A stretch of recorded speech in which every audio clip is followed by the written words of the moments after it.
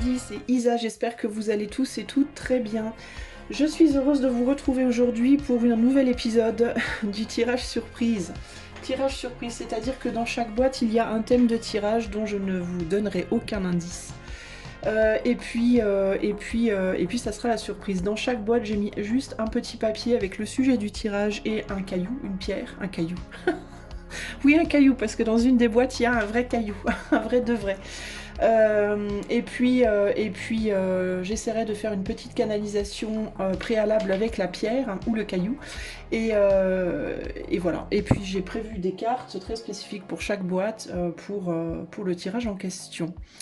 Je tiens à vous rappeler, parce que c'est important, que je fais ma voyance est projective, elle n'est pas prédictive, donc je me base sur la vibration présente. Vous avez à tout moment votre destin en main, vous pouvez faire ce que vous voulez. Votre décision, ce n'est pas moi qui l'a choisi pour vous, c'est pas moi qui décide pour vous, c'est vous qui le faites.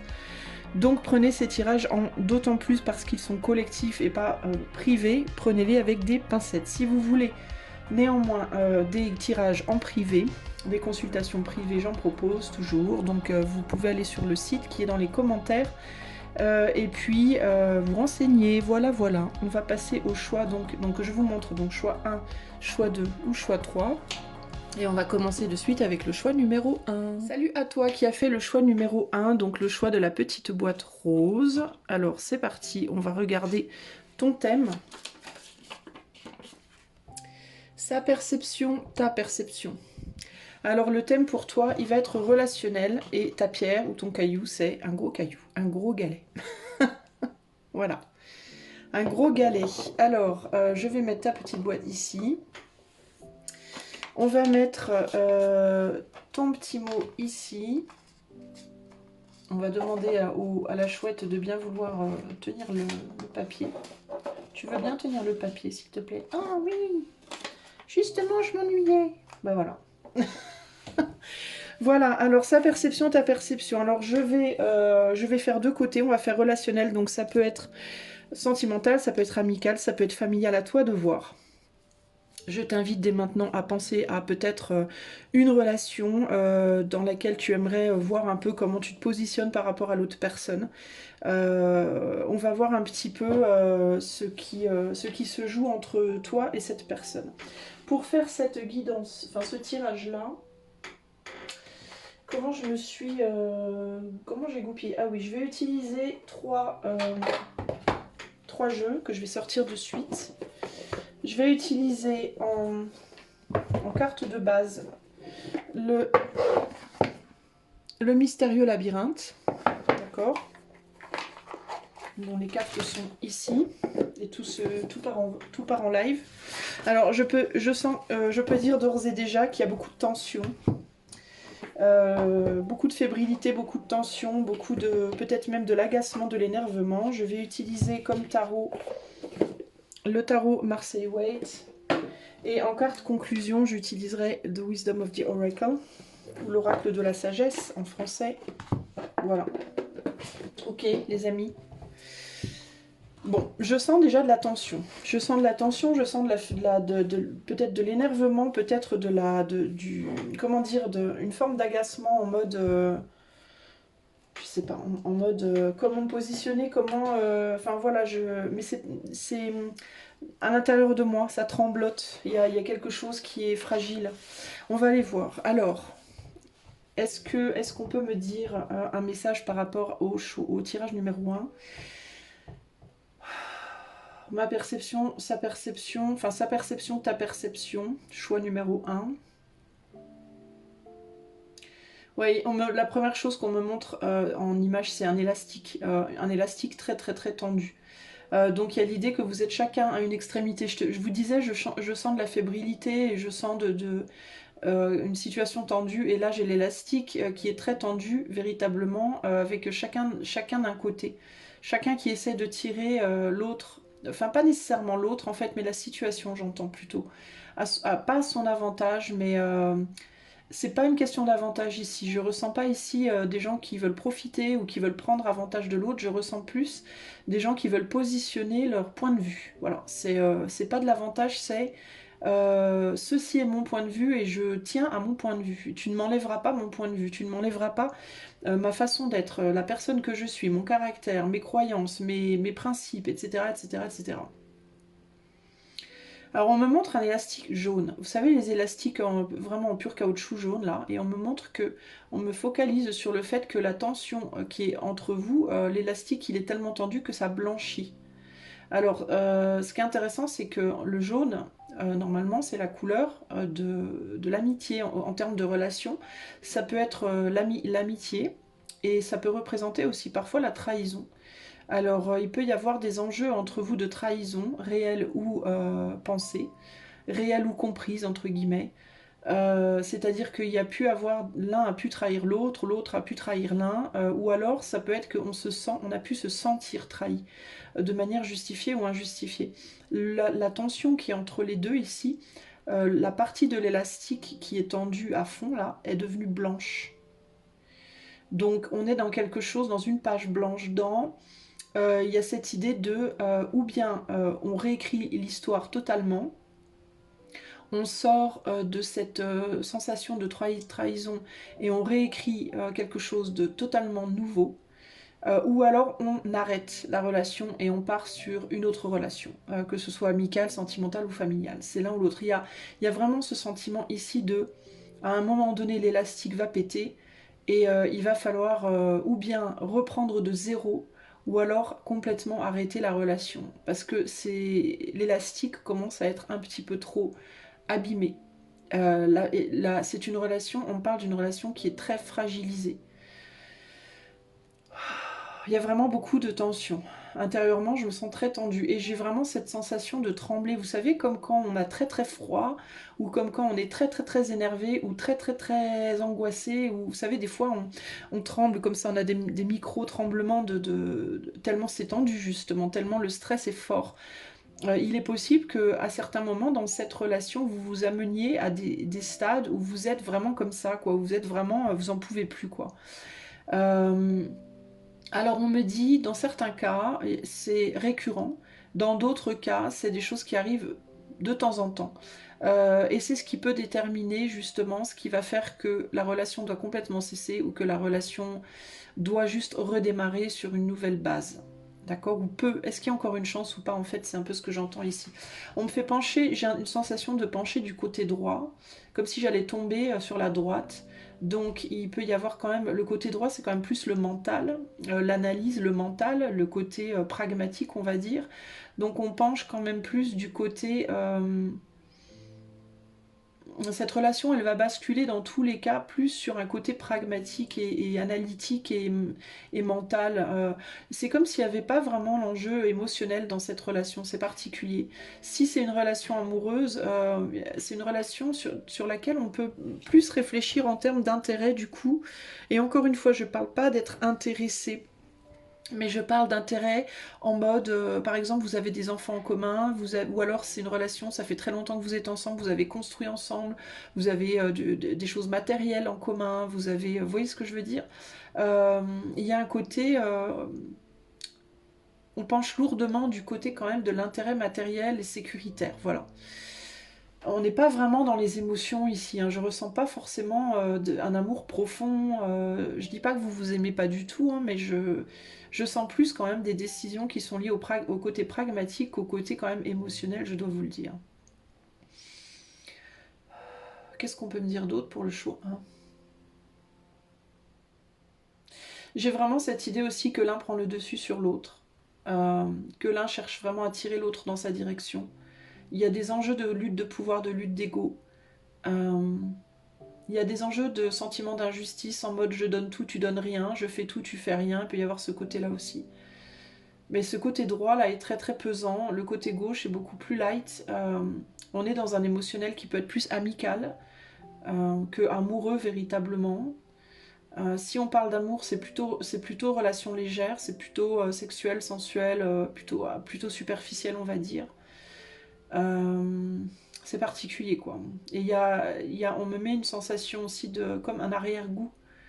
Euh, en fait, j'ai pas de goût dans la bouche, mais on me fait sentir le côté de ma langue qui est au fond de la bouche. on me met comment dire, l'emphase, ça se dit, sur ce côté-là de ma bouche, donc, et ça me fait penser à arrière-goût. Donc il y a un arrière-goût il y a un arrière-goût dans cette relation désagréable, gênant. Ok, je vais arrêter là. Ben, dites donc. Alors on va regarder sa perception, ta perception. Alors je vais mettre un à gauche, un à droite. À toi de voir, d'accord? À toi de situer où tu es. Je t'invite à le faire dès maintenant.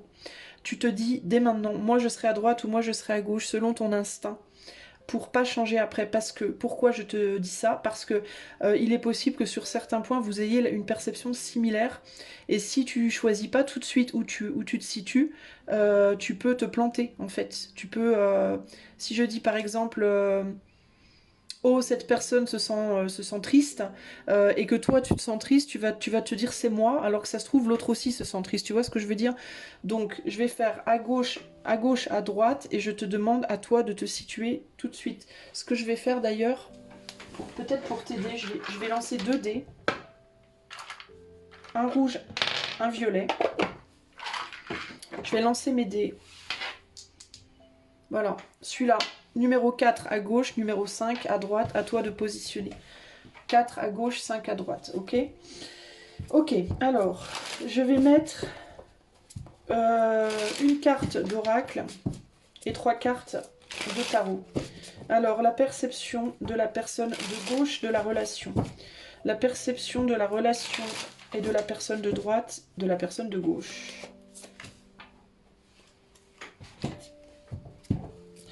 La perception, pour le choix 1, la perception de la personne de gauche, de la personne de droite et de la relation. Je vais essayer de gagner de la place. Oups. Alors on me dit de rajouter celle-là. Ok. Maintenant, la perception de la personne de droite, de la personne de gauche et de la relation. Tu vois, c'est pas anodin. On me dit tu as remonté la ligne de gauche parce que la personne de gauche a le sentiment de valoir plus, d'une certaine manière, consciemment ou inconsciemment, que la personne de droite. C'est fou ça, hein?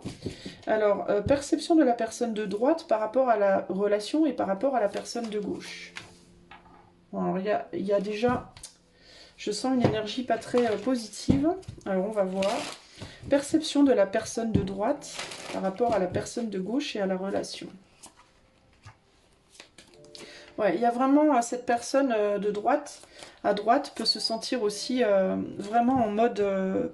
elle peut se dévaloriser aussi, hein. Ok? C'est quelqu'un qui peut spontanément se dévaloriser. Bon, alors on va regarder les cartes. Ouh, la martingale. Alors la personne de gauche, ouais, il y a vraiment cette idée de je suis plus intelligent, je suis plus intelligente. J'ai plus de connaissances, plus de savoir, je réfléchis plus. Et il y a aussi le côté, alors il y a 2 choses qui me viennent. Il y a vraiment ce côté, le fait d'être plus intelligent, de savoir, enfin intelligent, intelligente. Je vais dire la personne, donc je vais dire elle, d'accord? Mais à toi de positionner qui est l'homme, la femme, ou les 2 femmes, ou les 2 hommes, bref. Cette personne-là se pense plus intelligente, plus élevée, ayant plus de valeur, ayant plus de capacité que celle de droite. Il peut y avoir une idée de compétition. Cette personne-là peut se sentir un peu en compétition avec la personne de droite, consciemment ou inconsciemment, je répète. Hein, ne partez pas en mode... ne vous mettez pas en colère sur les personnes. En mode ne prenez pas les choses, comme je vous l'ai dit, en mode tout est conscient. Ça peut être inconscient. Ça peut être des sentiments de supériorité inconscients. D'accord? Donc prenez les choses avec des pincettes, s'il vous plaît. Il y a aussi le côté que cette personne-là à gauche, là, peut ne pas comprendre le fonctionnement de la personne de droite, ou peut avoir du mal à se remettre en question, à se remettre en cause par rapport à sa perception justement de cette personne. C'est quelqu'un qui aussi ne sait pas quoi faire de cette relation, à mon avis, qui essaye de trouver des solutions, de solutionner la relation, de solutionner la personne qu'elle a en face d'elle et qui ne sait pas comment s'y prendre, qui ne sait pas comment se positionner. Avec le dé rouge et le 4, il y a cette idée de quelqu'un de très tendu, de quelqu'un qui peut être colérique, de quelqu'un qui a d'ailleurs peut-être intérieurement une grande colère qu'il ou qu'elle ne sait pas gérer, ou qu'il ou elle, ou dont il ou elle ne sait pas vraiment d'où elle vient, potentiellement également. C'est pas nécessairement, ça peut être en partie causé par la personne de droite, mais pas que. Ça peut remonter à loin. Et ce qui est intéressant, on me montre encore ce blanc au centre, cette tension au centre. Encore, on me parle encore de cette idée d'élastique qui tire, qui tire, qui tire et qui pète quoi, au bout d'un moment, qui va péter. Et c'est quelqu'un qui peut du coup être extrêmement intense et qui peut au bout d'un moment tenir, tenir, tenir, surtout avec ce 4 qui nous parle de justement de stabilité, de fondation solide, de solidité, de tenir bon entre guillemets. Mais c'est comme si au bout d'un moment ça pétait et quand ça pète, tout part à volo. Ça peut être quelqu'un de très colérique, de très tendu et de très complexe intérieurement aussi. Ça peut être vraiment un esprit très cartésien, très terre-à-terre, qui calcule beaucoup, qui analyse beaucoup, qui peut-être est très doué, a été très doué pour les études, qui potentiellement a un travail très, entre guillemets, assez haut placé.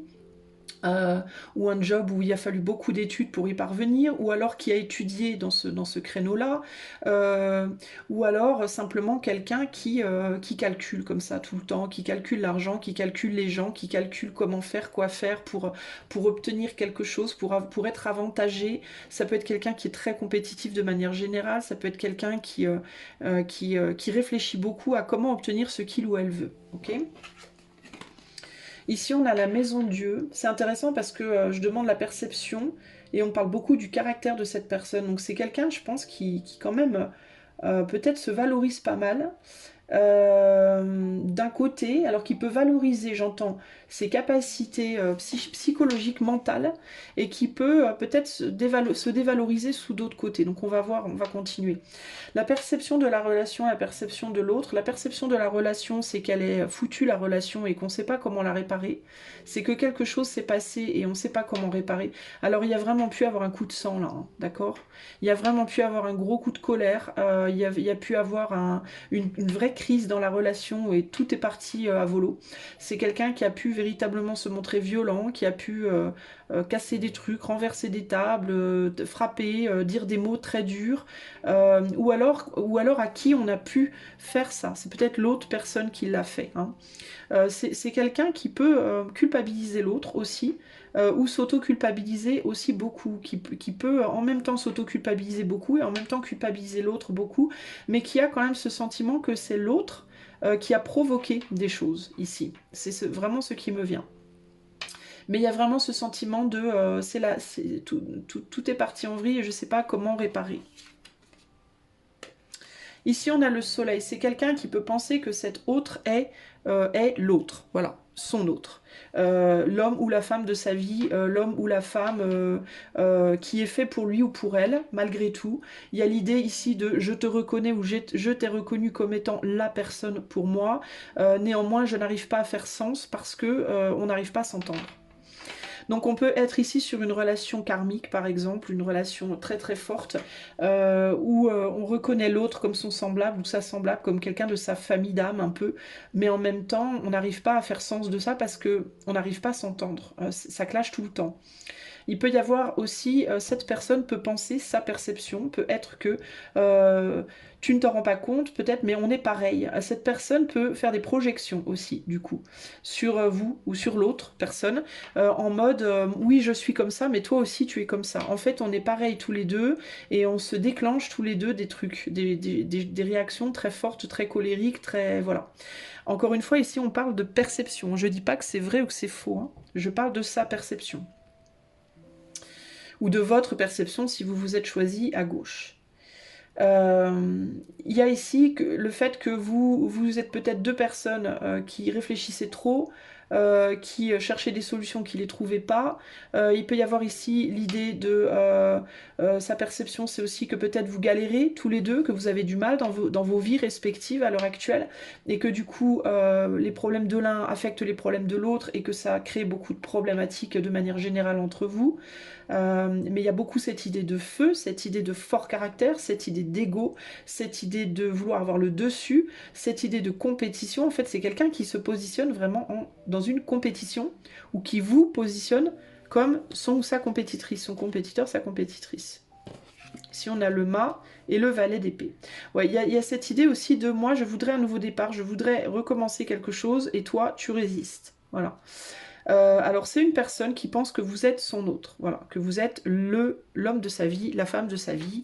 Ce qui est intéressant, c'est que j'ai aucune coupe là-dedans, donc je vois pas vraiment d'émotion là-dedans, je vois beaucoup de passion, je vois beaucoup de... On est dans du rouge, hein, donc on est beaucoup dans la chaleur, dans la passion, mais je ressens pas véritablement des émotions amoureuses, fortes. Euh, Encore une fois, ce qui me vient ici, on a du jaune et du rouge, c'est intéressant, on a le jaune de cet élastique là. Alors ça peut être l'amitié, amitié passionnée, amitié slash passion, enfin c'est particulier en fait.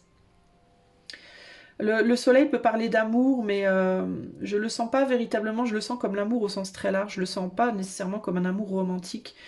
Et surtout avec ce valet d'épée ici, il y a cette idée de en même temps on se méfie de l'autre, en même temps c'est comme s'il y avait en même temps cette très forte attraction et en même temps cette grande méfiance. On parle beaucoup de valeur ici. Donc est-ce que c'est un attachement lié à la valeur, ou est-ce que c'est un attachement lié aux émotions? Est-ce que c'est un attachement, est-ce que cette personne euh, est attachée à vous parce qu'elle vous valorise pour quelque chose que vous, pas pour une capacité que vous avez? Est-ce que cette personne est attachée à vous, ou vous êtes attaché à elle? Je ne sais pas comment vous positionnez, mais est attachée à l'autre, on va dire, parce qu'elle reconnaît en vous un potentiel, une valeur. On est sur un esprit très très très calculateur ici, qui réfléchit beaucoup sur le côté. C'est très business, voilà, c'est très business en fait. C'est très business, c'est très relation profitable, c'est très... Alors je ne vais pas assimiler ça, moi, de l'amour ici, je vais assimiler ça beaucoup plus à qu'est-ce que je peux t'apporter, qu'est-ce que tu peux m'apporter en fait. Beaucoup plus que est-ce que je t'aime, est-ce que tu m'aimes. On n'est pas vraiment sur de l'émotionnel en fait ici. C'est quelqu'un qui aimerait démarrer ou redémarrer cette relation, mais qui pense que vous vous méfiez d'elle, cette personne. Vous vous méfiez d'elle et elle se méfie de vous aussi. C'est quelqu'un qui pense que vous êtes imprévisible, et qui pense que vous pensez qu'il ou elle est imprévisible. À vous de vous positionner encore une fois, c'est dur pour moi de formuler le truc, mais ici, les mots, la perception pour moi, c'est compétition, c'est un mot vraiment, je ressens très fort cette idée de compétition, comparaison, compétition, ce qu'on pourrait faire ensemble, mais plus en termes de matérialité, plus en termes de célébrité, de reconnaissance. Euh, mais en même temps, je sais pas de quoi tu es capable, tu peux me péter dans les doigts à tout moment, je peux te péter dans les doigts à tout moment, on est pareil, c'est ta faute, c'est ma faute. On n'est pas dans des enjeux sentimentaux. Voilà, pour moi ici, on n'est pas sur de l'amour profond. Voilà, on est sur un bon binôme, une bonne équipe, un bon, comment dire, un bon business. C'est plus du business pour moi là. Il y a en même temps une grande attirance et en même temps une grande méfiance. Il y a en même temps, je sais que je peux partir en vrille à tout moment, et en même temps, je sais que tu peux partir en vrille à tout moment, et en même temps, j'ai envie qu'on redémarre quelque chose, mais en même temps, je me méfie de toi, et en même temps, tu te méfies de moi, et donc c'est très très... d'où, du coup, la torture psychologique, d'où le je ne sais absolument pas quoi faire, comment faire, c'est la galère, voilà. Quoi faire, comment faire, c'est la galère, ça rime. Bon, c'est particulier. Alors maintenant, la perception de la personne à droite. Spontanéité. Alors la personne à droite, c'est intéressant parce que j'allais dire, je sens un truc un peu sombre, mais non. Spontanéité. La personne à droite, elle se fie à son intuition. On est sur du violet, hein, donc c'est quelqu'un qui fonctionne par l'intuition. Alors on a vraiment, du coup, là, deux opposés. On a vraiment le côté très terre à terre, concret, matériel, calculateur, etc. Et là, on est dans l'abstraction totale. Donc là, on a deux personnes radicalement opposées dans leur manière de fonctionner. Là, on est vraiment sur un fonctionnement de racines totalement différent. Moi, je fonctionne par le calcul, le A plus B, le noir sur blanc, les preuves, la science, tout ça. Et là, on est dans... Moi, je suis dans l'éther, je suis dans le ressenti, je suis dans l'intuition, je me fie à l'invisible. Alors là, on est sur deux caractères radicalement différents. On est sur quelqu'un qui est totalement enfermé dans ses croyances, vers quelqu'un avec le numéro 5, qui est totalement dans l'élévation. Moi, je veux aller toujours plus loin, je me remets en question sans arrêt, je questionne tout, je suis jamais sûr de rien, je suis prêt à tout remettre en cause comme ça demain, parce que le 5, c'est ça, c'est la surprise, le voyage physique, le voyage mental, l'élévation, le vouloir aller plus loin tout le temps. On est sur un caractère très spontané, quelqu'un qui véritablement d'une heure à l'autre peut être radicalement différent ou différente. Donc la perception de cette personne, il y a vraiment ce côté quand même encore que l'autre peut lui péter dans les doigts à tout moment. Il y a encore cette idée de coup de colère, de je sais jamais à quoi m'attendre avec cette autre personne, si ça va être bien, si ça va pas être bien, si elle va être bien lunée, mal lunée, si elle va être gentille ou si elle va me péter dans les doigts, voilà. Et la perception, c'est je suis obligée de prendre cette relation au jour le jour, limite à la minute par minute, parce que ça change tout le temps, c'est jamais pareil.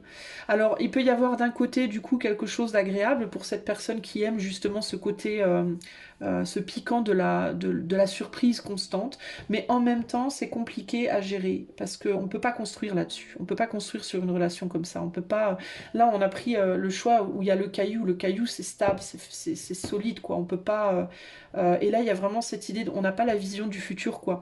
Donc on a deux personnes qui sont complètement paumées, mais de manière différente. Cette personne-là, elle est paumée dans ses calculs, hein, et cette personne-là, elle est paumée dans ses ressentis, dans ses intuitions. Ok ? Ensuite, on a la lune, mais c'est quand même fort, on a le soleil et la lune, quoi.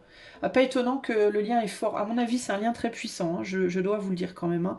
Même si vous n'êtes pas voué à construire plus tard ou quoi, vous êtes sur un lien extrêmement fort, extrêmement puissant, qui, à mon avis, vous fait travailler des choses de manière extrêmement profonde. La perception, encore une fois, on est sur l'intuition. On est sur l'intuition. Cette personne, par contre, sait que vous êtes opposés. Cette personne a compris que vous étiez radié. Alors, tu vois, c'est intéressant, hein, cette différence-là, hein. Alors, vous n'êtes pas au même degré déjà, hein. Ah si. Bah non. Non. Ce qui est intéressant, c'est que cette personne-là voit comme les choses comme ça y est, c'est la cata, tout est foutu, tout s'est effondré, comment faire pour se rapprocher. Cette personne-là, ce qu'elle met en premier, ça c'est ce que la personne voit en premier, c'est le côté coup de colère, tout s'est cassé la figure, impulsif. Et cette personne, ce qu'elle met en premier, c'est l'intuition, le ressenti, les émotions. Mais ce qui est intéressant, c'est que cette personne-là, à gauche, elle voit l'autre comme son égal, comme tu es comme moi. Donc de manière très terre à terre, très superficielle, on est sur une couleur de peau blanche. Le blanc avec le soleil, ce qu'on voit, on ne regarde pas dans les profondeurs, on ne va pas plus loin. On regarde les choses de manière très superficielle. Je suis en colère, tu es en colère, on est pareil. Voilà. Alors que l'autre voit tout à fait la nuance. Tu vois, cette personne-là à droite, elle voit que l'autre est similaire d'une certaine manière, mais que profondément, on est radicalement différent. On n'a pas du tout la même on ne voit pas les choses de la même manière. Il y en a un qui voit les choses en superficie et l'autre qui voit les choses beaucoup plus en profondeur. Donc on n'est pas sur quelqu'un ici du côté droit, sur le côté droit qui vous voit comme égal. Elle vous voit comme vous ressemblant d'une certaine manière, mais il y a des nuances. Voilà, il y a des nuances très fortes ici. Et c'est une personne aussi qui est capable de voir les propres nuances dans son propre être. Mais cet effet miroir, néanmoins, il est très fort ici, hein. Vous projetez beaucoup l'un sur l'autre, ok, concrètement. Je peux pas aller trop en profondeur, je pourrais dire beaucoup plus de choses, il y a plein de choses qui me viennent, mais je veux pas que ça soit ce choix, là, que ça dure 40 minutes, mais il y a beaucoup de nuances ici, hein.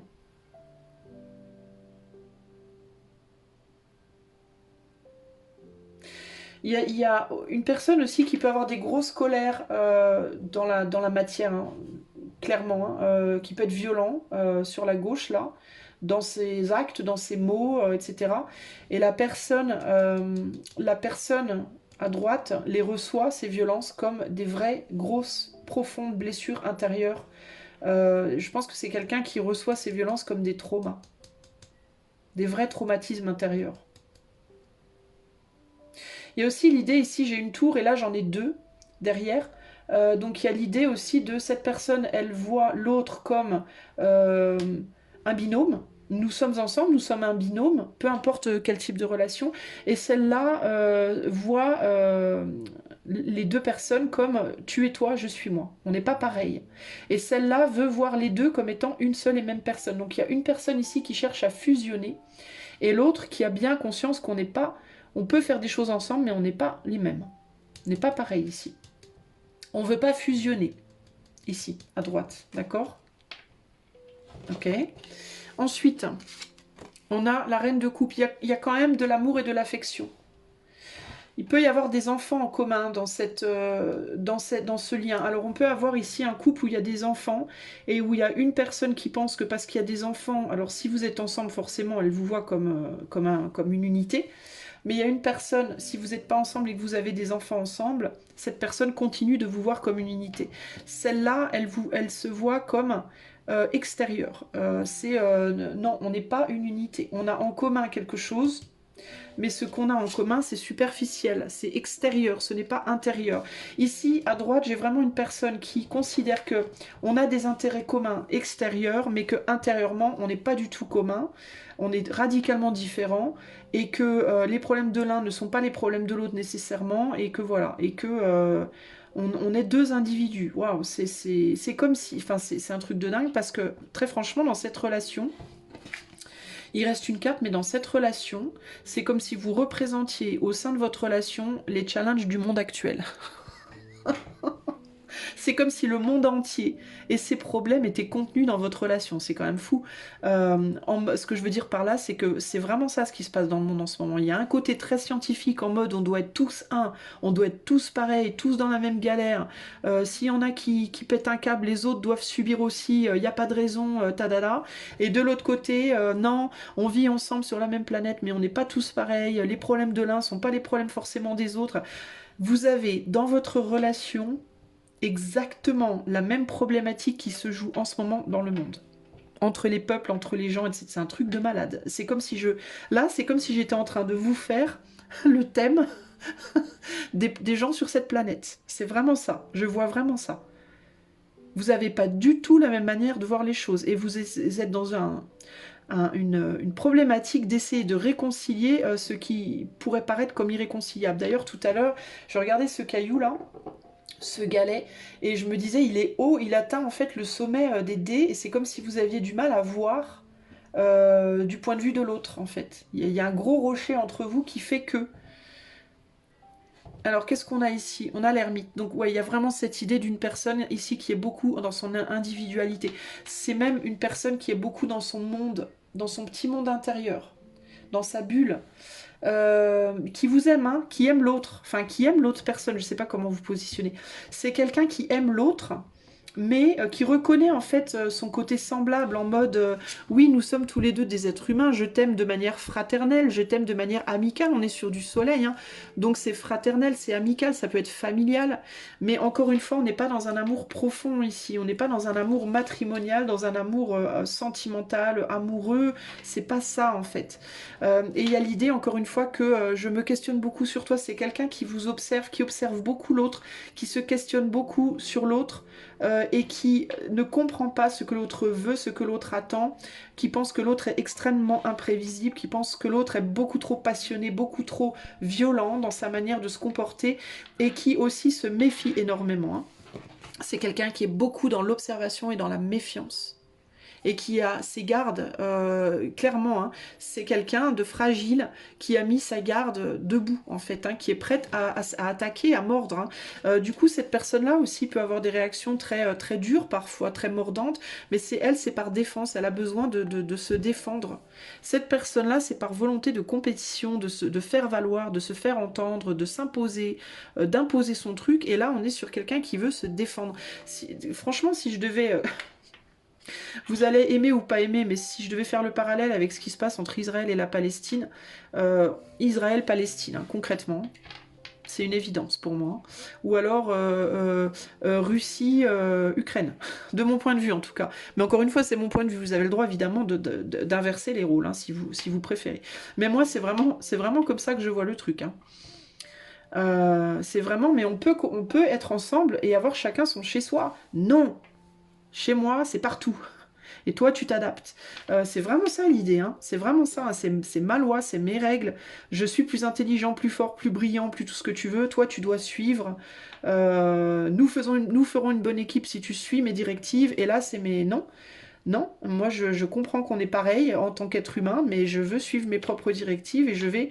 Et il y a de la méfiance, du coup. Il y a beaucoup, beaucoup de méfiance. Et cette personne-là, elle le sait, elle le sent, elle le voit bien. Elle voit bien qu'il y a une grande protection ici. Hein.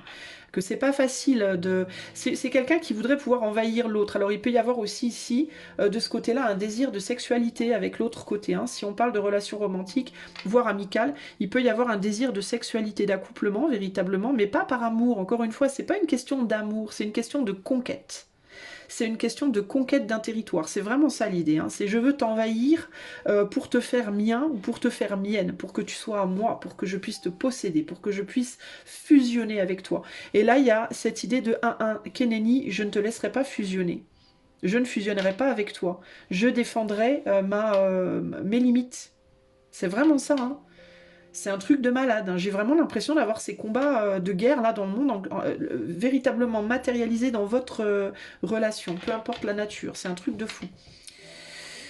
Moralité. Alors moralité, on va aller voir avec... Attends, oui, non, si, avec l'oracle. Avec l'oracle de la sagesse. Alors c'est intéressant d'ailleurs. Je vous parle des problèmes du monde et j'ai l'oracle de la sagesse qui va mettre une moralité à cette histoire. Moralité pour le choix 1 par rapport à cette situation. Il n'y a pas de refuge comme la maison. Alors, moralité. Alors ici, on est dans un foyer, mais on est dans un foyer qui est élevé, qui est au-dessus des nuages, qui est dans le ciel. Moralité, j'ai envie de vous dire, votre âme, ici on se met du point de vue de votre âme. Il y a l'idée de peut-être pour chacun d'entre vous devoir retourner en vous-même. Moralité, je pense qu'il y a un besoin dans ce lien de réclusion en soi-même, de revenir sur soi.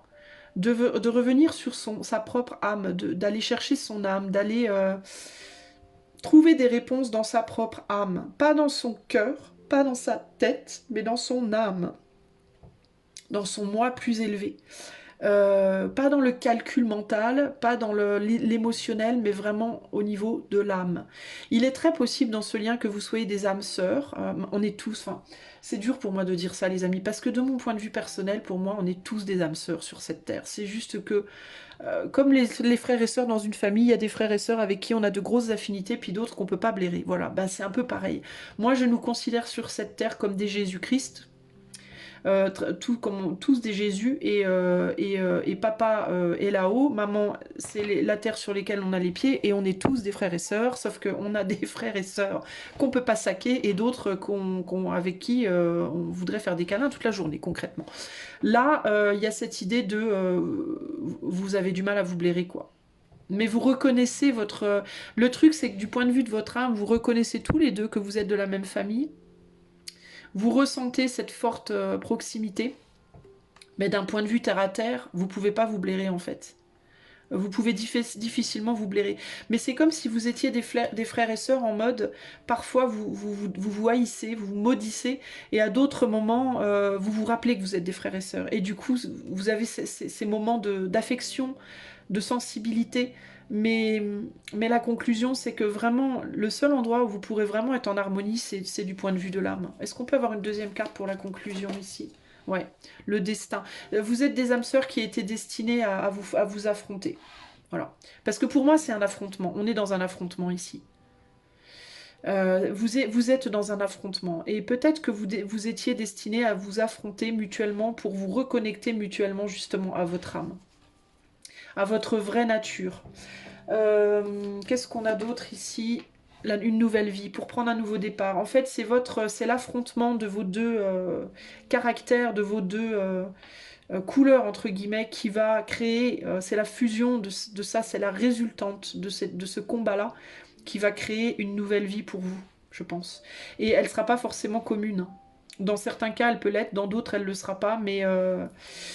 Alors, si vous voulez savoir ce qui va se passer entre vous, ben, j'ai envie de vous dire, regardez ce qui se passe dans les guerres en cours, parce que c'est vraiment, franchement, ça me fait vraiment penser à ça.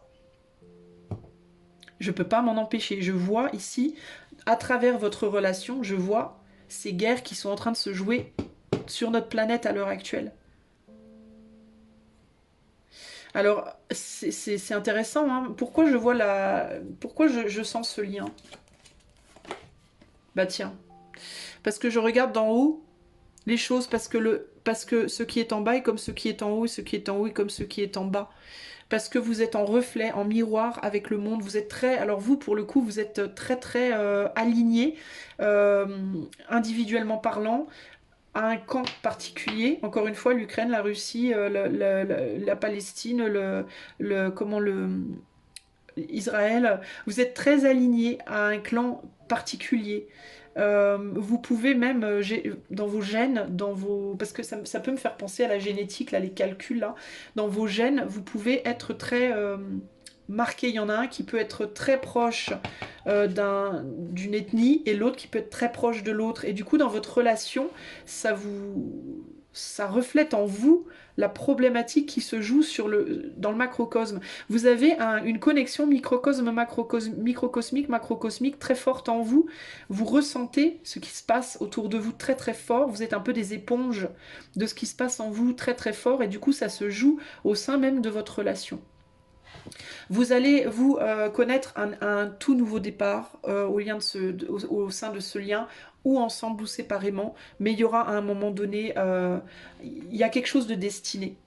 D'accord, donc vous êtes destinés à être ensemble ou destinés à pas être ensemble, mais pour moi, vous étiez au moins destinés à faire quelque chose ensemble. Ça peut être des enfants, ça peut être un business, ça peut être je sais pas quoi. Voilà, il est très probable que dans ce lien, vous ayez un projet de business commun ou un projet d'enfant qui se fera probablement, ou alors qui s'est déjà fait. Auquel cas, ben, peut-être que vous avez fait ce que vous deviez et que vous allez passer à autre chose. Voilà. Il faudra quelque chose de juste ici. Il va falloir trouver une justice ici. Et vous la trouverez, cette justice. C'est intéressant, regardez, on a la chouette et on a la chouette. C'est rigolo. Mais il y a un besoin de trouver un équilibre et une justice. Et je pense que votre destin, ça va être ça. Ça va être... de gré ou de force, à un moment donné, sur le plan éthéré, sur le plan supérieur, on va vouloir, sur cette terre, entre ces peuples et aussi entre vous deux, un équilibrage. Il va falloir arriver à trouver quelque chose de juste pour tout le monde. Voilà. En gros, c'est ça. Ensemble ou séparément, mais il va falloir le faire. Ok ? Bah dites donc, ce fut intense, les amis du choix 1. Voilà ce que je peux vous dire, hein. C'est fort en chocolat. Gardez bien évidemment l'esprit que ceci est collectif, si vous voulez quelque chose de privé, ou si vous voulez soutenir mon travail sur cette chaîne qui n'est pas monétisée, vous pouvez utiliser tous les liens qui sont dans les commentaires. Je vous fais des gros bisous, et je vous dis à bientôt. Ciao, ciao. Toi qui as fait le choix numéro 2, alors on va tout de suite aller voir le sujet de ton tirage. Évolution pro et financière. Évolution professionnelle, évolution financière. Allez, c'est parti.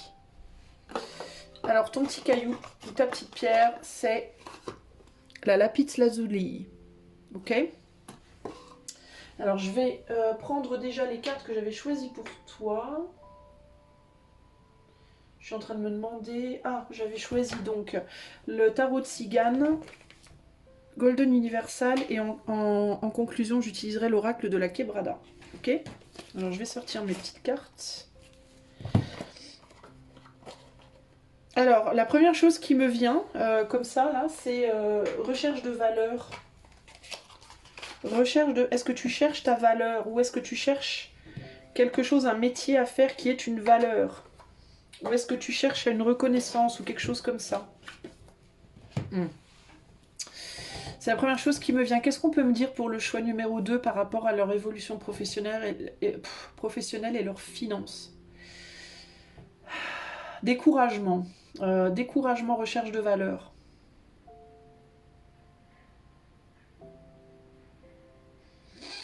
Qu'est-ce qu'on veut me dire pour le choix numéro 2?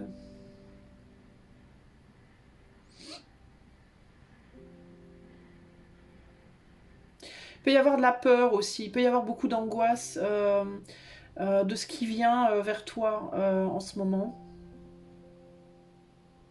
Et un manque de confiance ouais, en la valeur de ce que tu fais, comme si tu avais le sentiment de faire bien les choses, comme si tu avais le sentiment d'avoir une valeur, mais qu'en même temps, tu es dans une espèce de paradoxe. C'est comme s'il y avait un côté de toi qui avait ce sentiment d'avoir une valeur, que ce que tu fais c'est bien, que tu donnes tout ce que tu as et tout, et en même temps un autre côté de toi qui te disait mais pas du tout, n'importe quoi, c'est de la gnognotte.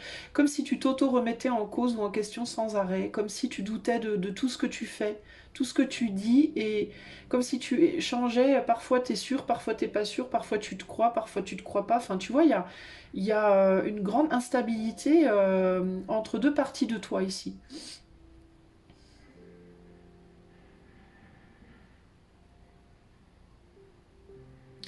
Qu'est-ce qu'on veut me dire pour le choix d'eux par rapport à l'évolution professionnelle et financière? On me dit que les deux sont liés concrètement ici. Donc, ce que je veux dire par là, c'est que oui, pour que tu aies de l'argent, il va te falloir travailler. Toi, ça te tombera pas du ciel, entre guillemets. Ça te viendra pas du loto ou d'un héritage ou quoi. C'est ça qu'on veut me dire hein, quand je dis ça. Ça viendra vraiment de ton travail. Mais il y a l'idée de la valorisation en tant que personne. Ici, c'est intéressant parce que on me parle beaucoup plus de la valeur que tu t'accordes à toi-même en tant qu'être humain plutôt que de la valeur que tu t'accordes à toi-même en tant que membre de cette société. En mode que tu te valorises ou pas, par exemple comme infirmier, si tu es infirmier ou infirmière, c'est une chose, mais comment est-ce que tu te valorises en tant qu'être humain? Tu vois, on me parle vraiment de ce parallèle-là, de valeur humaine versus valeur professionnelle. Il y a quelque chose qui se joue en toi de très important entre ces deux valeurs-là. Et on me dit justement que c'est là qu'il va falloir qu'il y ait une unification. Parce que si vous n'êtes pas d'accord sur ces deux plans-là, si vous vous alignez pas dans ces deux plans-là, ça va être compliqué du coup d'obtenir de l'argent, en effet, dans ce monde. On me dit nouveau monde, parce qu'il y a un nouveau monde qui vient. Le monde tel qu'il est là maintenant n'est pas le monde qui sera demain. Ah, c'est très intéressant. Et dans le monde qui sera demain, il faudra que la valeur que tu as de toi en tant qu'être humain soit alignée à la valeur professionnelle, à ta valeur professionnelle. Bon. On me parle d'éclair, on me parle de lucidité. D'avoir un éclair peut-être de lucidité. De rallumer les lumières intérieurement, il y a quelque chose qu'il faut que tu comprennes là.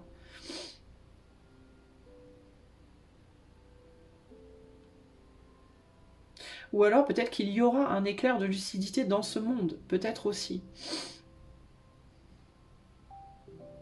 On me dit ravale ta colère aussi, peut-être que tu as de la colère, on te dit de ravaler ta colère. Si tu es en colère par rapport au monde professionnel ou par rapport à l'argent, on te dit ravale ta colère. Alors j'entends que c'est dur pour toi de ravaler ta colère, mais il faut que tu ravales ta colère. Il y a aussi quelque chose qui cherche à rentrer dans ta vie et tu fermes la porte. On te demande d'ouvrir la porte. De ne pas résister à ce qui veut rentrer en toi ou dans ta vie. Pas en toi physiquement, hein, mais en toi en termes de pro. Il y a quelque chose qui veut rentrer dans ta vie professionnellement et tu veux pas ouvrir. Tu veux pas laisser rentrer. Ouf, bon, on va aller voir. Alors, il m'est inspiré de faire évolution pro à gauche, évolution financière à droite. Alors, je vais faire comme ça, d'accord ? Alors, comment est-ce que la vie professionnelle du choix 2 va évoluer dans les mois à venir? Comment ça va évoluer, cette évolution professionnelle dans les mois à venir? Et comment va évoluer les finances? Comment va évoluer la situation financière du choix 2? Ok. Ensuite, je vais faire avec le tarot Golden Universal. Alors, comment va évoluer la vie professionnelle du choix 2 dans les mois à venir?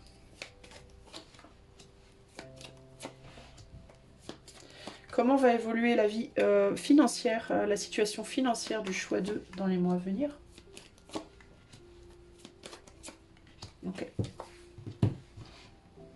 Allez, on va aller voir tout de suite le côté pro. Qu'est-ce qu'on a ici? Oula. On a Maripé Taraim. Maripé Taraim. Alors on est bien sur la valeur, hein, le jaune, hein, la valeur, le matériel ici. Hein. Bon, les finances vont être un problème pour toi. Concrètement ici, c'est la première chose que je vois. Sur le plan financier, ça va être une problématique. Il y a cette dualité intérieure. Ça confirme ce que je te disais en termes de valeur. Alors, on me dit ici, tu peux penser, ta situation financière peut te faire penser que tu ne vaux rien. Ce n'est pas vrai. C'est là-dessus qu'il va falloir que tu te battes. Sur l'idée que c'est parce qu'on a beaucoup d'argent qu'on vaut quelque chose et c'est parce qu'on n'a pas d'argent qu'on vaut rien. On te dit absolument pas, ça n'a rien à voir. Il va falloir que tu te battes contre cette idée que ta valeur n'est pas déterminée par le nombre de sous qu'il y a sur ton compte. Parce que plus tu vas te déterminer toi par rapport à tes revenus, plus tu vas te dire, dès que tu as un peu d'argent, tu vas te dire je suis de la balle, dès que tu n'en as plus, tu vas te dire je vaux rien, et c'est ça qui va faire que tu vas perdre financièrement. On verra après, mais il y a quelque chose par rapport à ça. Bah tiens, on a le 5 de bâton, donc il y a beaucoup de bagarres, hein, beaucoup de luttes. Hein. 5 de bâton, le roi de coupe, ouais c'est ça. Et le valet d'épée, bah c'est ça. C'est ça. En fait, comme tu te détermines par rapport à l'argent que tu fais, surtout si tu es à ton compte, hein, si tu es à ton compte, ça va être vraiment je fais pas beaucoup d'argent, donc le travail que je fais il est pourri, c'est que je travaille pas bien, c'est que je suis trop nulle, c'est que. Et du coup, l'argent devient ton ennemi. Sauf que pourquoi tu travailles à la base? Alors, évidemment, avec une carte jaune comme ça, il y a l'idée de valoriser son travail. Hein. Il faut que tu fasses un travail qui te plaise. Mais le problème, c'est que les trois quarts des gens dans le monde, enfin, les trois quarts, peut-être pas les trois quarts, mais beaucoup trop de gens dans le monde font un travail purement pour avoir de l'argent. Ils ne travaillent pas par amour de leur travail, ils travaillent par volonté d'avoir de l'argent. Du coup, l'argent devient un ennemi. Parce que du coup, si tu travailles très dur et que tu n'as rien, automatiquement, l'argent devient ton ennemi. Puisque tu travailles pour ça. Tu vois ce que je veux dire? Tu travailles avec cette attente de « je veux de l'argent ». Donc si on ne te donne pas de l'argent, l'argent devient ton ennemi. Les personnes qui ne te le donnent pas deviennent ton ennemi. Et du coup, toi, tu te dévalorises parce que tu te dis on ne me donne pas d'argent parce qu'on estime que je vaux rien, donc je vaux rien. Donc tu deviens ton propre ennemi. Et après, ça fait une espèce de boule d'élastique là, tout emmêlé, et on ne sait plus au final pourquoi on se bat, quoi.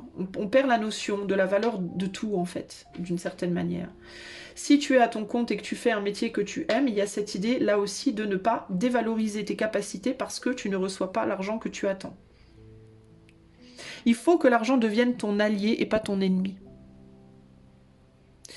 Donc quand tu n'en as pas beaucoup, il faut que tu sois capable de te dire bah, j'en ai pas beaucoup là maintenant parce que là maintenant j'en ai peut-être pas besoin de beaucoup. Si j'avais besoin de plus d'argent, j'en aurais plus. Plutôt que de te dire j'en ai pas beaucoup parce que je le mérite pas. Tu vois ce que je veux dire? Il faut que tu changes véritablement ta perception des choses, ta manière de voir les choses et que tu ne remettes jamais en cause ta valeur personnelle parce que tu n'as pas beaucoup d'argent. De la même manière, il ne faut pas non plus que tu te crois au-dessus de la mêlée parce que tu en as plus.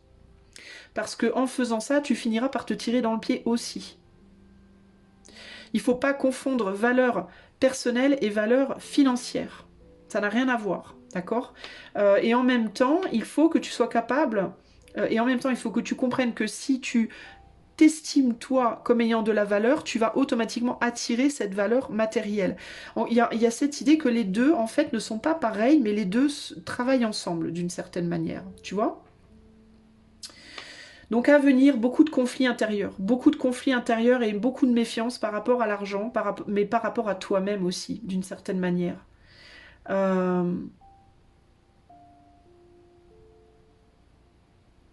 Il y a l'idée que tes combats intérieurs vont se projeter sur ton mental, tes combats émotionnels. Il y a l'idée aussi des émotions ici qui sont très très perturbées et qui du coup se répercutent sur le mental et le mental se projette sur l'extérieur et le mental se projette sur les finances. Tu vois? Cette problématique de valorisation de soi par rapport au travail, par rapport à l'argent, créer des turbulences dans ton cœur, dans ton âme et dans ton cœur qui se répercutent sur ce que tu vibres au niveau de ton mental, au niveau de de ce que tu envoies vers l'extérieur, et ça va vibrer sur les finances qui vont se perturber et qui vont te revenir perturber aussi. Tu vois ce que je veux dire?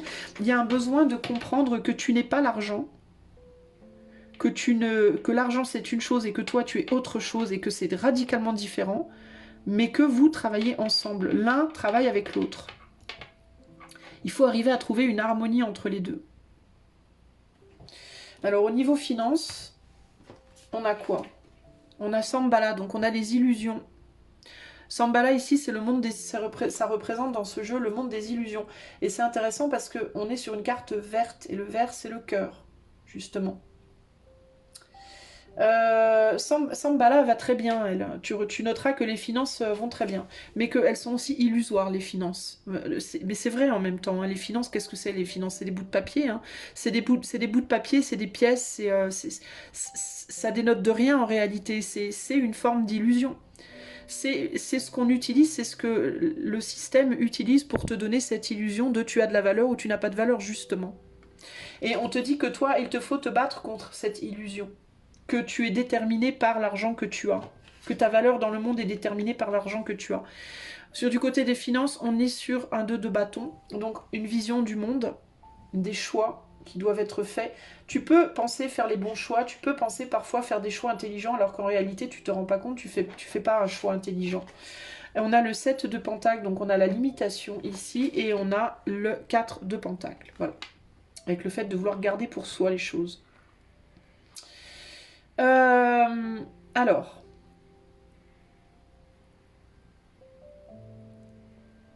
sur le plan financier, ton évolution financière,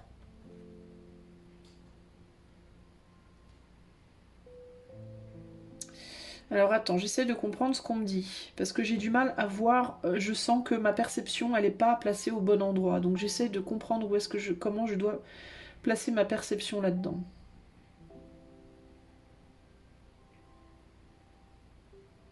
Alors, il me vient qu'il peut te venir de l'argent, d'un endroit où tu pensais, d'une manière dont tu pensais pas aussi.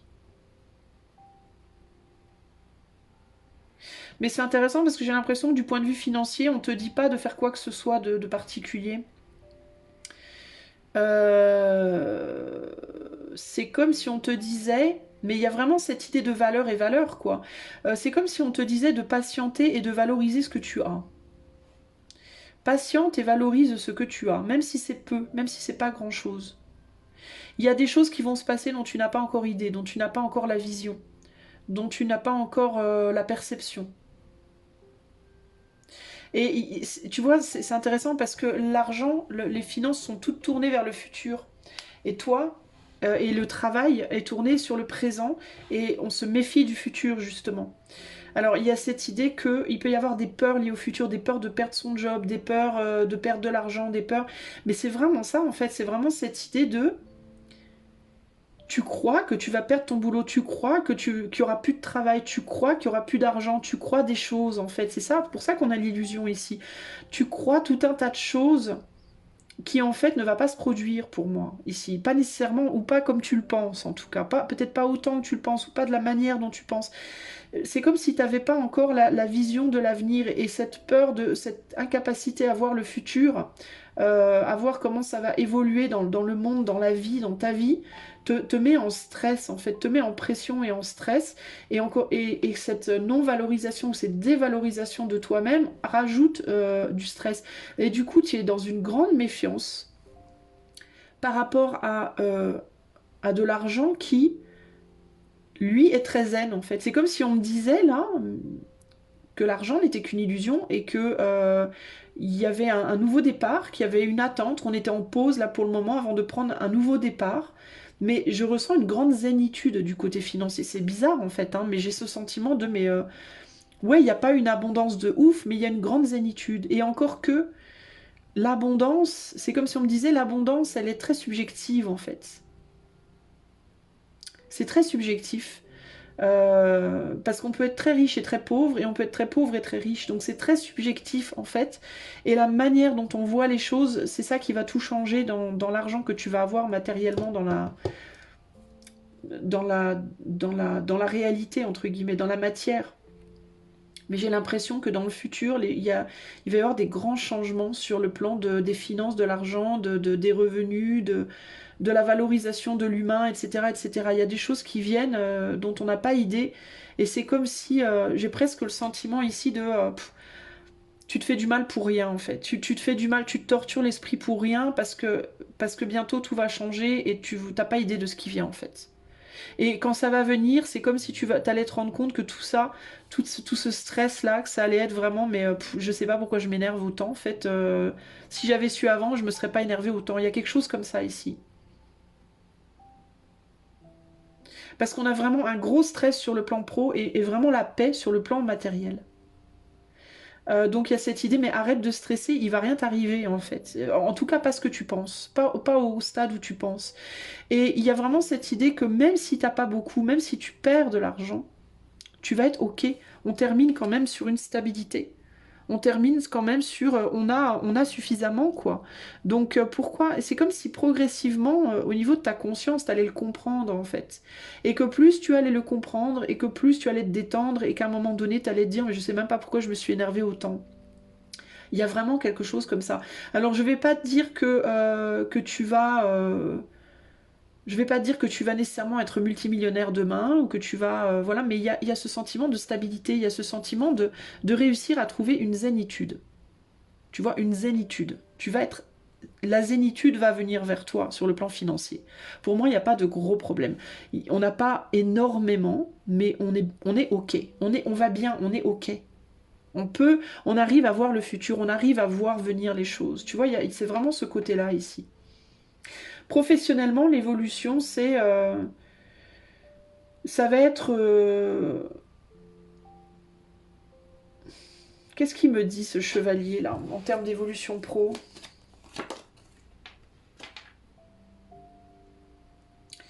Avec le diable, sur le plan pro, le diable c'est très positif. Sur le plan pro, le diable c'est le pouvoir et c'est justement la stabilisation. Euh, Mais pour moi ici, on te dit aussi que tu vas... Je pense que tu vas finir par reconnaître ta valeur, justement. Je pense que tu vas finir par reconnaître ta valeur, tes capacités. Et je pense que tu vas finir par réussir à protéger ça en toi. Je pense que tu vas réussir à te réconcilier éventuellement. Je pense que tu vas te dire, non mais moi, je veux pas, je veux plus me battre avec les autres, je veux plus être en compétition, je veux plus me mettre en compétition avec moi-même, avec les autres, avec le monde, je vais reconnaître ma valeur et je vais justement défendre ce que je pense être juste. Je vais me méfier de ce genre de... C'est comme si tu allais réussir progressivement à créer en toi une forme de zénitude aussi sur le plan de tes pensées et de tes actes. Il y a aussi une plus grande analyse en termes de ce qui est judicieux et ce qui ne l'est pas. Il peut y avoir l'ouverture à quelque chose de nouveau aussi sur le plan pro. Ouais. Il peut y avoir l'ouverture sur quelque chose de nouveau. Peut-être que tu vas sortir aussi d'un métier ou d'une manière de travail. Alors ça peut être deux choses. Ça peut être un job qui ne te plaît pas, qui ne te correspond pas, et sur lequel tu vas mettre éventuellement la clé sous la porte et tu vas partir vers autre chose, mais d'une manière beaucoup plus réconciliée avec toi-même. Ou alors ça peut être une manière de travailler. Une manière de voir les choses et une manière de travailler qui ne te convient pas et qui ne te satisfait pas. Mais là, on ne parle pas vraiment en matière d'argent, on parle plus en termes de cœur. Tu vois ? Alors ça veut dire que pour certains, bah, vous allez lâcher un boulot qui n'a pas de sens pour vous pour aller faire quelque chose qui a vraiment du sens pour vous, qui parle à votre cœur. Pour d'autres, ça peut être que vous allez lâcher une manière de voir votre travail trop justement basée sur les revenus et que vous allez beaucoup plus vous accrocher à la valorisation de votre travail. Est-ce que vous le faites avec amour? Est-ce que vous pensez que vous êtes doué pour ça, etc., etc. Globalement, je vois pas des gros changements, mais je vois un gros changement plus intérieur finalement en vous-même par rapport à comment vous percevez le monde et ce que vous faites et ce que vous recevez. et votre valorisation, plus qu'en termes de vous allez avoir beaucoup d'argent, moins d'argent, changer de boulot.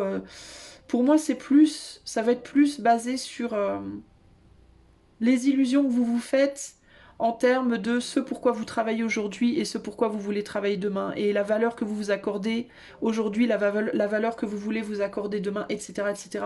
Mais on est plus ici dans l'humain, dans la réconciliation avec soi, dans la réconciliation avec son cœur, dans la réconciliation avec la valeur qu'on s'accorde à soi en tant qu'être humain, qui va ensuite s'aligner sur ce que vous aurez matériellement. On est plus pour moi, parce que regardez, j'étais tentée de retourner, j'ai pas fait pour le choix précédent, je le fais là. Le chariot, vous avez envie d'avancer, mais vous avez envie d'aligner vos sphinx là.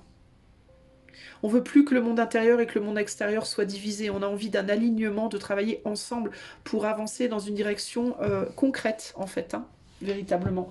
Conclusion. Conclusion pour le choix 2 sur l'évolution professionnelle financière. Je vois pas de gros problèmes pour vous, hein, concrètement. Hein. Je vous vois ok. Hein. Je vous vois pas riche, millionnaire, etc. Mais je vous vois ok. Je vous vois surtout vous élever au niveau de votre tranquillité. En fait, vous allez trouver une vraie tranquillité pour moi. Vous allez comment dire, vous contenter de ce que vous avez et être ok avec ça. Conclusion pour le choix 2. On a la mort, donc il y a vraiment une fin ici. On a l'illusion, on sort des illusions, bah c'est ça, hein. Vous sortez d'illusions ici, hein, sur le plan professionnel. Hein. Et on a le secret, on trouve la clé. On sort de ces illusions et on trouve la clé des champs. Avec de la patience, le secret. Et le secret, c'est d'être patient et de mesurer les choses et de ne pas tout vouloir trop vite. De comprendre aussi que il est préférable d'avancer lentement mais sûrement que de vouloir avancer très très vite et de se casser la figure ici. Hein. Et regarde, on a la réconciliation. Alors il peut y avoir là une rencontre avec quelqu'un aussi qui peut vous aider à avancer sur ce chemin, hein, de la paix professionnelle et financière, qui peut vous aider à vous réconcilier avec vous-même. Mais là, je vois plus une réconciliation avec vous-même ici. Vous allez vous rencontrer en fait. Et vous allez rencontrer la manière de faire les choses, la manière de travailler, voire pour certains le job qui va vous réconcilier avec vous-même et avec le fait de travailler sur la longueur et peut-être sur la lenteur, ok, mais en tout cas vers quelque chose de stable et de pérenne plutôt que sur des choses trop extrêmes. Que ce soit dans votre manière de travailler, que ce soit sur les finances, sur ce que vous gagnez. Pour moi, il y a quelque chose qui s'équilibre et qui va véritablement vous zénifier. Donc c'est très positif. Et encore une fois, ça peut se matérialiser selon la personne par un changement de travail pour aller vers un travail où on se sent beaucoup plus zen, où on travaille de manière plus zen, même si on gagne un peu moins, c'est pas grave, mais on se réconcilie avec soi-même par rapport à ce qu'on fait dans la matière, par rapport à son utilité. Encore une fois, cette idée de d'abord se valoriser en tant qu'être humain, avant de se valoriser en tant que cuisine à fric, entre guillemets, cuisine à pognon. Ou alors, on garde le même travail, mais dans lequel on n'était pas réconcilié avec soi-même par rapport à sa propre valeur, on retrouve sa valeur dans ce qu'on fait, et du coup, ça zénifie les choses. Sur le plan financier, pour moi, c'est ni moins ni plus, c'est une stabilisation et c'est j'arrive à faire avec ce que j'ai, j'arrive à gérer avec ce que j'ai et je suis très bien comme ça. Voilà. En gros, c'est ça l'idée. Hein.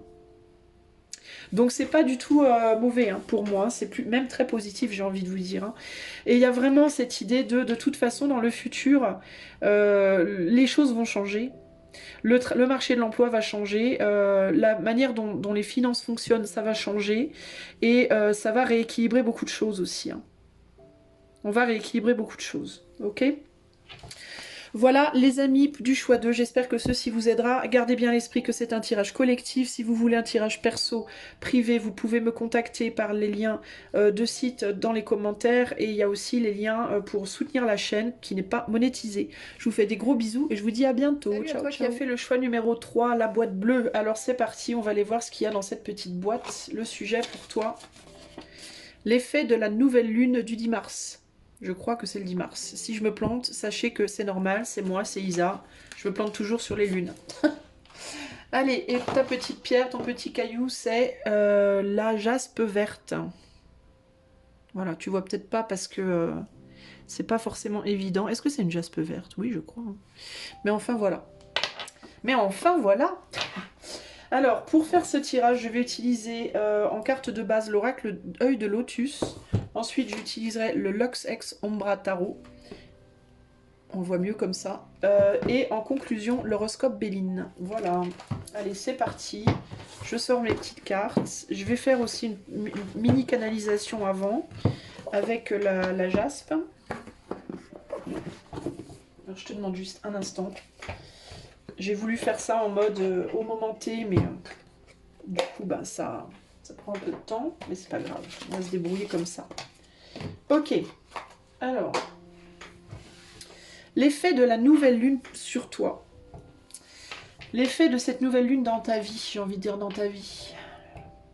Alors, on me parle de direction. On me parle de direction.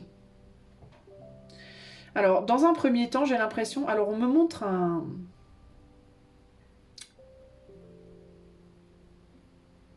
On me montre des couleurs ou des... Je sais pas...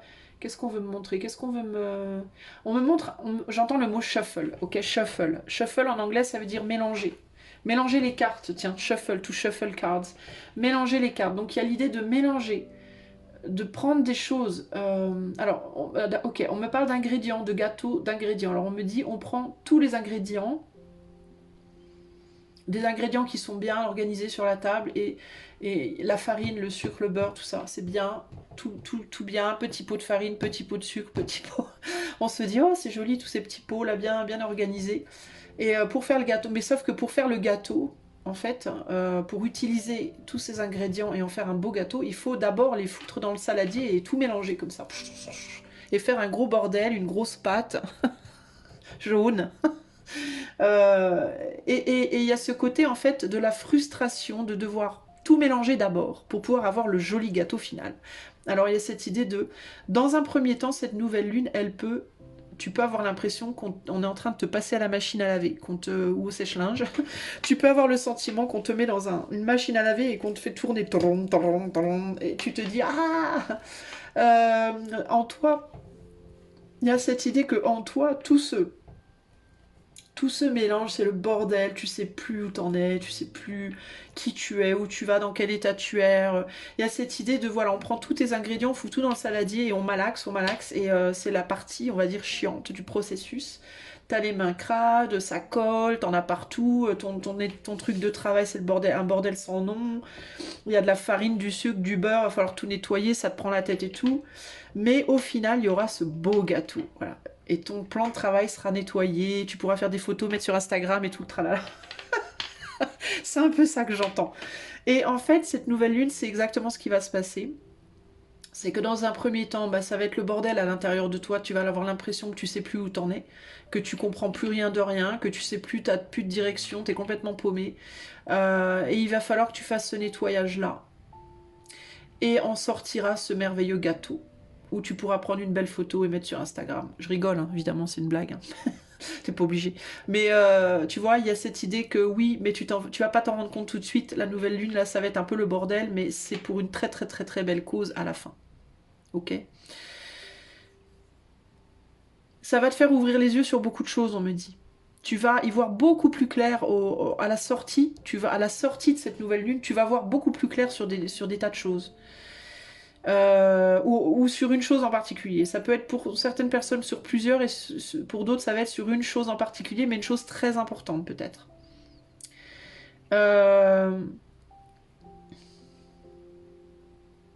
On me parle de... J'entends le mot soothe. On me parle de douceur, de calmer, comme un baume apaisant. Donc ça va apaiser des choses, ça va mettre comme un baume apaisant à la fin sur des choses.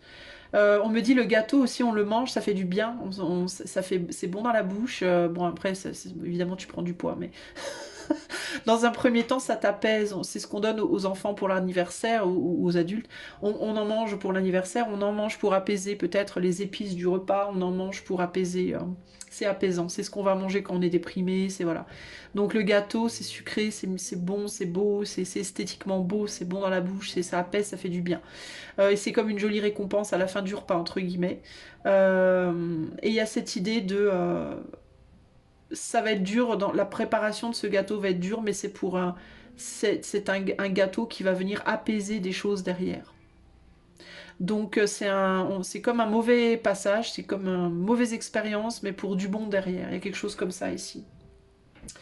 Bon, je vais arrêter. Et je vais demander, alors comment je fais? C'est ça le truc, c'est que pour les 2 tirages précédents, je savais comment poser mes cartes instinctivement, là j'ai aucune idée. Alors je vais faire à l'arrache. Je vais faire un peu comme la pâte dans le qu'il faut malaxer là. On va foutre tous les ingrédients en tas, puis on va voir ce que ça donne. On va écouter la nouvelle lune. Quel va être l'effet de la nouvelle lune dans ta vie? Choix 3. On me dit 3 cartes. 1, 2, 3, clac. Allez, bah regarde. Protection, conflit, déménagement. Ça va venir te challenger pour te faire quitter quelque chose. En fait, ça va venir te sortir d'une zone de confort. C'est une nouvelle lune qui vient t'emmerder pour te sortir d'un état de surprotection de toi, de surprotection de ta personne, de surprotection de ton cœur, de surprotection de tes biens, de surprotection de ce que tu essaies de protéger. Ça va venir te challenger pour te faire quitter quelque chose. Ok ? Alors il peut véritablement y avoir ici, après cette nouvelle lune, une envie de déménager, une envie de quitter une relation, une envie de quitter un boulot, une envie de quitter, de dépenser de l'argent que tu veux pas dépenser. Enfin je sais pas moi, ça peut se mettre sous plein de formes différentes. On me dit de retourner si on est sur la femme. Donc on est plus sur le côté émotionnel, émotif quand même des choses. Alors ça peut être un déménagement en termes d'émotion, une manière différente, une manière de ressentir les choses différemment. Qu'est-ce que la nouvelle lune va provoquer pour le choix numéro 3?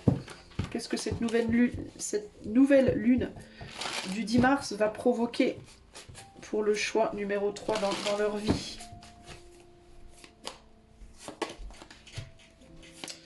3 d'épée, valet de coupe, reine de bâton. Ah, c'est fou, je vois le conflit dans le valet de coupe. Tu les vois là, les deux, c'est le poisson, c'est le signe du poisson. Regarde, clac. Tu vois comme ça se clash. Un blocage ici au niveau du cœur. Hein. On parle des émotions. Des blocages au niveau du cœur qui viennent clasher avec la papesse ici. Il y a des secrets, des choses qu'on ne voit pas venir, des choses qui viennent des profondeurs, qui remontent avec la reine de bâton et le signe du lion. C'est des choses qui viennent des profondeurs, qui remontent pour venir clasher. Donc c'est quelque chose qui vient toucher à tes blessures profondes. Il peut y avoir des clashs qui viennent toucher à tes blessures profondes, mais qui vont révéler des compréhensions. Tu vois, typiquement, un exemple qui me vient en tête, si tu hésitais par rapport à une relation sentimentale, en mode je sais pas, est-ce que j'aime encore cette personne, est-ce que je l'aime plus, est-ce qu'il y a encore du possible, est-ce qu'il y a plus de possible, puis t'arrivais absolument pas à trouver de solution, tu savais plus où t'en étais, ben pendant cette nouvelle lune, il est possible qu'il y ait un gros clash avec cette personne, et que ce clash soit très désagréable et vienne toucher des blessures profondes en toi, mais qui vont te dire ah ben je sais que c'est pas possible avec cette personne, je le sais maintenant. Voilà, j'ai compris. Tu vois, j'ai compris que c'était pas possible. C'est tellement profond, ça touche tellement profondément en toi, ça réveille des choses en toi, et cet éveil peut t'amener des compréhensions en mode éclair. En mode ah ouais d'accord, j'ai compris. Oui bah ça y est, j'ai ma réponse. Tu vois, il y a un truc comme ça ici. Ou alors tu cherches un boulot, je sais pas moi, tu savais pas si tu voulais quitter ton job ou pas. Par exemple, tu vois, tu savais pas si tu voulais quitter ton travail ou pas, ton travail présent pour aller chercher un nouveau boulot. Et là, tu te dis, d'un seul coup, on te propose un travail, et ce travail-là qu'on te propose vient te perturber en profondeur. Ça vient remuer des choses en toi, des angoisses, en mode, ouais, je prendrais bien ce nouveau travail, mais c'est en équipe. La dernière fois que j'ai bossé en équipe, putain, c'était horrible, j'en ai grave souffert, il s'est passé ça, ça, ça. Oh non, je veux pas y aller. Je sais que c'est pas le bon chemin pour moi. Tu vois, il y a un côté comme ça. Mais ça peut être en négatif, ça peut être en positif. À toi de voir. Et ça peut se jouer sur différents plans de ta vie. Ça peut être sur le professionnel, sur l'affectif, sur le matériel. Tu vois ce que je veux dire? Ça te remet en place, en fait. Ça te remet les idées en place. C'est vraiment ça, en fait. Hein. Y a l'idée de te remettre les idées en place pour te donner une impulsion pour acter quelque chose que tu n'actais pas avant parce que tu savais pas où t'en étais. C'est quelque chose comme ça ici, véritablement. 3 d'épée, on peut avoir une tierce énergie perturbatrice, valet de coupe avec la reine de bâton. Ouais, c'est quelque chose qui remonte des profondeurs et qui vient t'emmerder en fait. C'est vraiment ça l'idée. Hein. Ok. Résultat. Comment ça peut se matérialiser, enfin, comment ça peut se matérialiser, qu'est-ce que ça peut amener, est-ce qu'on peut m'en dire plus en fait? Tu vois, j'ai même du mal moi à savoir comment poser les choses. Ici on a l'ermite, on a le 6 de coupe et on a l'empereur.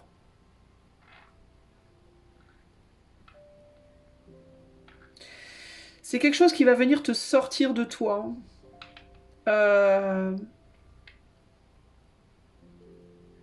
C'est quelque chose qui va venir te sortir véritablement de ta caverne, là, de ta... Alors encore une fois, de manière directe ou indirecte, concrète ou subjective.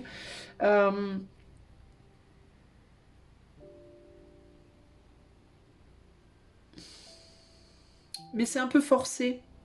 On dirait que c'est un peu du force, ça fait du forcing, il y a quelque chose comme ça ici.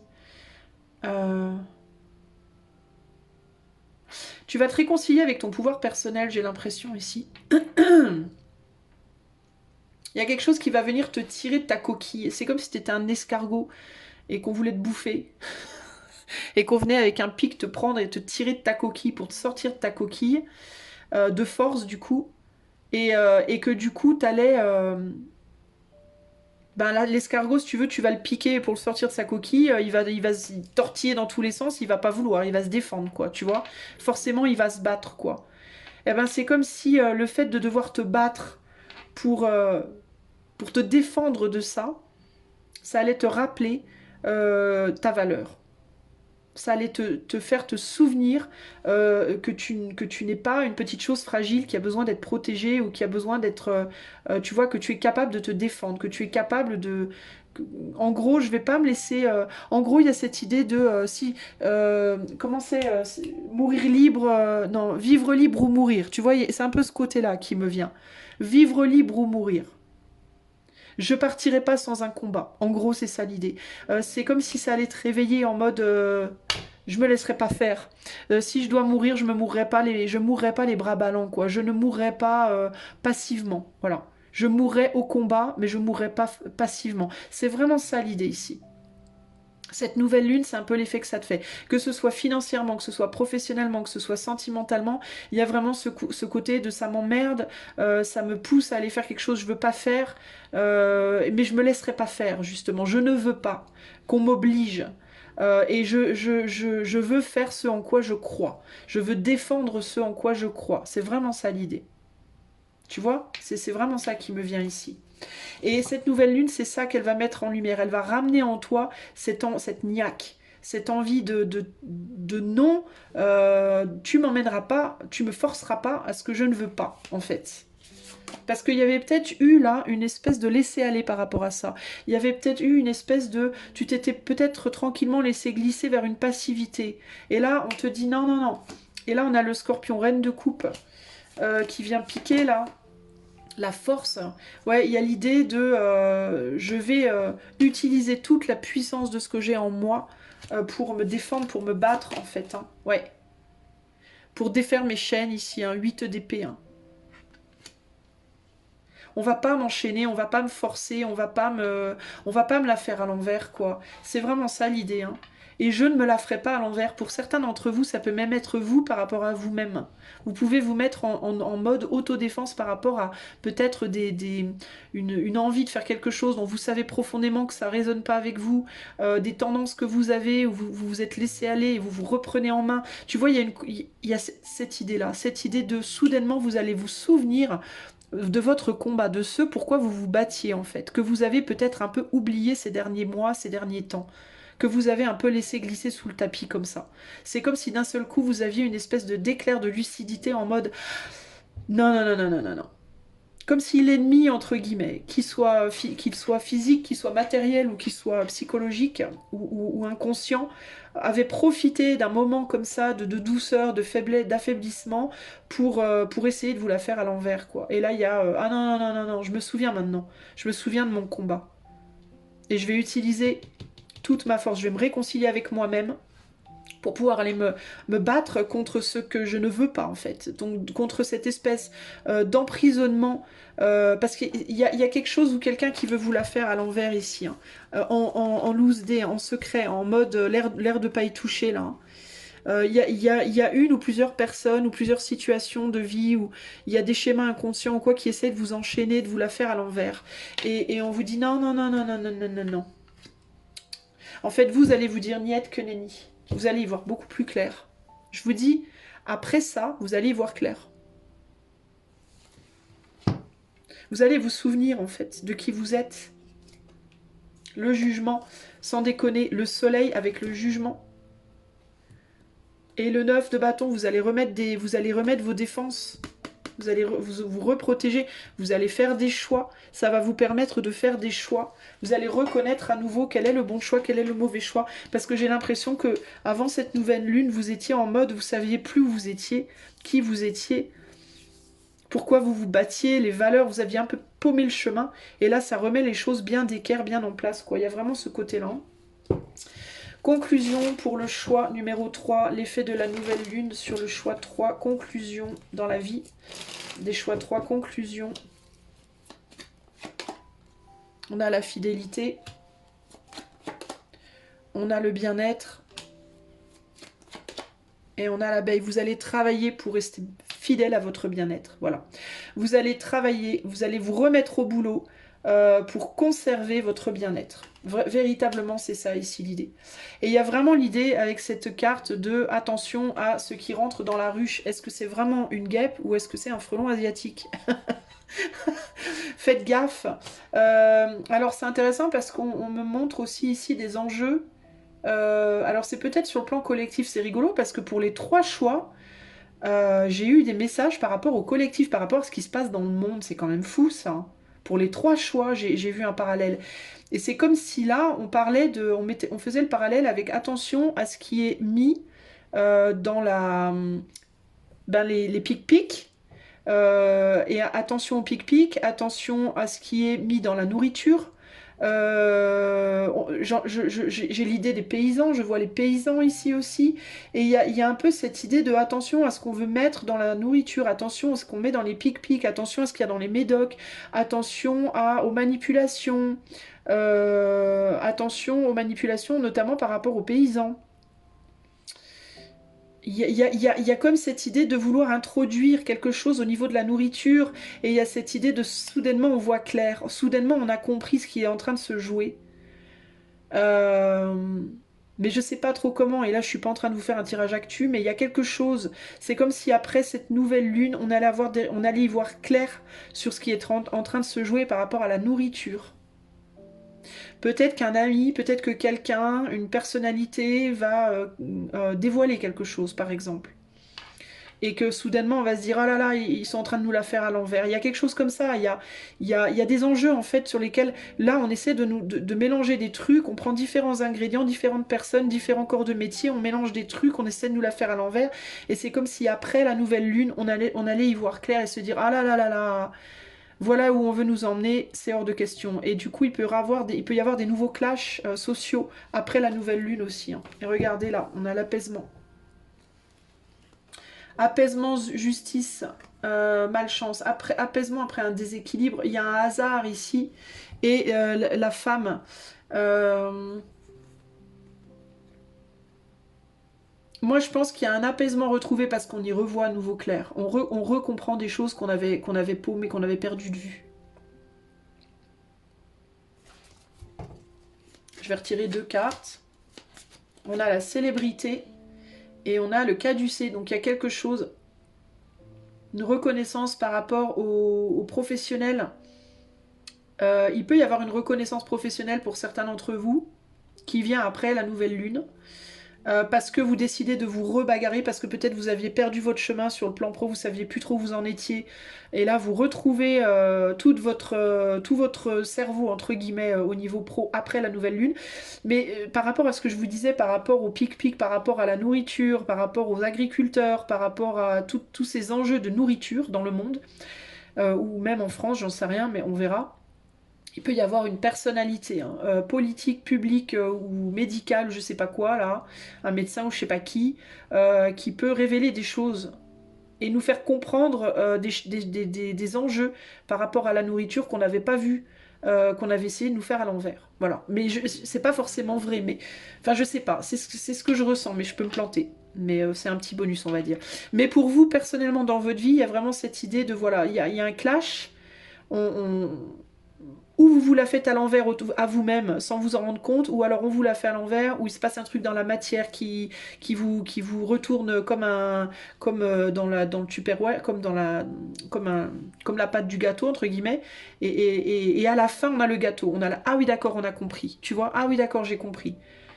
Je vais me battre pour ce que... J'y vois clair maintenant, je sais dans quelle direction me bagarrer. C'est ça en fait l'idée, c'est maintenant j'y vois clair, je sais dans quelle direction je peux aller me bagarrer en fait. Et du coup il y a une reprise de pouvoir par rapport à ça. Et on a l'idée, on termine sur l'idéal. Donc c'est très chouette, n'est-ce pas ma chouette? Voilà.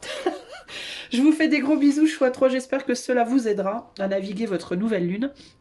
Sachez que si vous voulez une guidance privée, un tirage privé, vous pouvez faire la demande avec les liens qui sont dans les commentaires. Il y a aussi les liens pour soutenir ma chaîne qui n'est pas monétisée. Si vous le voulez, vous le pouvez. Je vous fais des gros bisous et je vous dis à bientôt pour de nouvelles aventures. Ciao, ciao!